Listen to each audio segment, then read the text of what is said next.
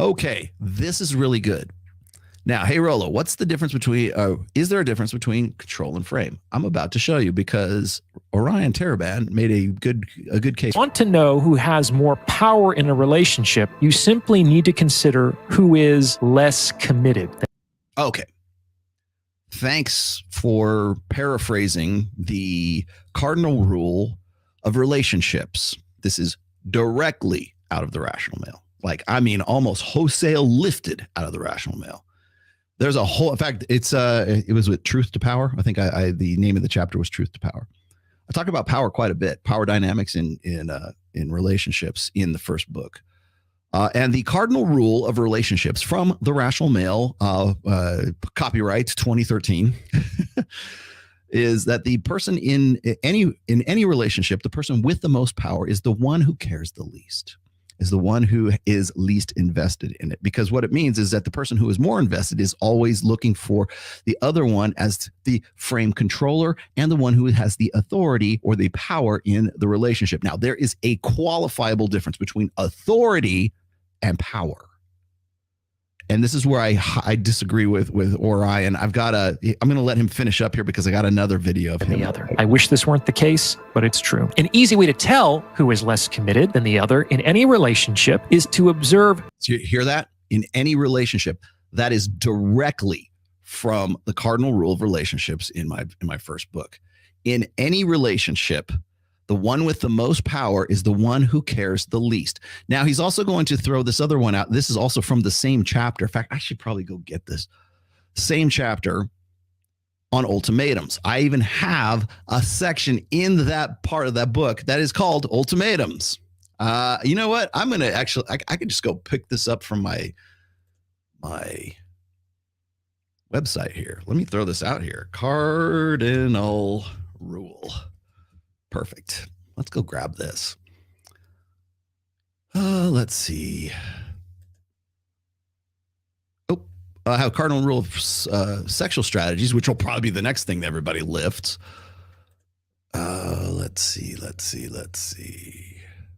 You know what? Actually, all I have to do is go to year one. That's all the year one. Cardinal rule of relationships. Here it is. It's actually really early in the thing. Here we go. Don't believe me? Here, let's show you this. This is where the chapter comes from. This is the blog post where the chapter comes from. Okay, so let me share the screen with you. There we go. Cardinal rule of relationships from the Rational Male. And let's just throw this whole big bad boy up here. Cardinal rule of relationships. My goodness, where on earth could he be coming up with all of this stuff? I don't know. In any relationship, right here, the person with the most power is the one who needs the other the least. This is a foundation of any relationship. Not just intersexual ones, but family, business, etc. Relationships as well. It is a dynamic that is always in effect. For my own well-being and for that of my families, I need my employer more than he needs me. Ergo, I get up for work in the morning and work for him. And while I am also a vital part of the uninterrupted continuance of his company and endeavors, he simply needs me less than I need him. Now, I could win the lottery tomorrow, and he may decide to cut my pay or limit my benefits, or I may complete my master's degree and decide that that I can do better than to keep myself yoked to his cart indefinitely. Thereby, through some condition, either initiated by myself or not, I am put into a position of needing him less than he needs me. How's that for a run-on sentence? This was a different time. At this point, he is forced into a position of deciding how much I am worth to his ambitions and either part ways with me or negotiate a furtherance of our relationship. Okay. The same plays true for intersexual relationships. Whether you want to base your relationship on power or not isn't the issue. It's already in play from the first point of attraction. You are acceptable to her for meeting any number of criteria, and she meets your own as well. If this weren't the case, you simply would not initiate a mutual relationship.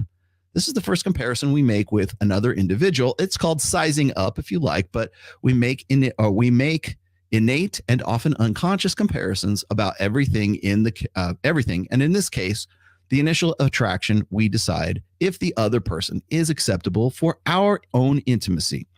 From this point, it becomes a cooperative negotiation. This principle isn't so much about the power as it is about the control.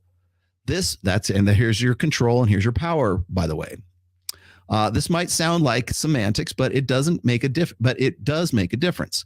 It's very easy to slip into binary arguments and think what I mean by the cardinal rule of relationships is that one participant must absolutely rule over the other, a dominant personality to a doormat submissive personality.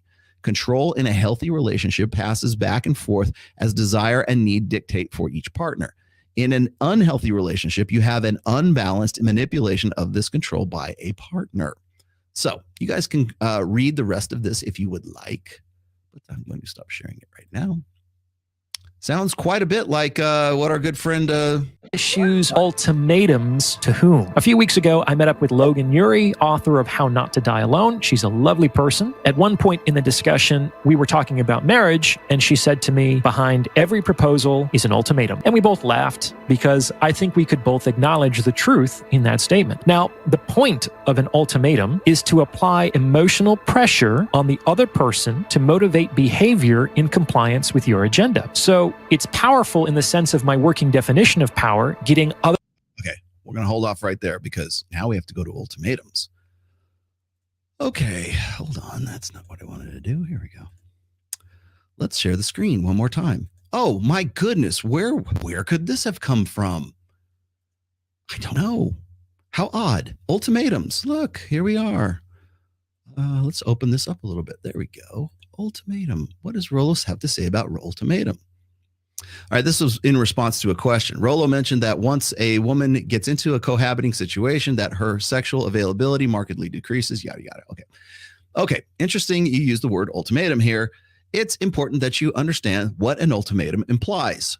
Whenever a person delivers an ultimatum, always understand that it is a declaration of powerlessness. Now he's going to jump into power. Where on earth do you think Dr. Taraban is grabbing all of this stuff? I don't know.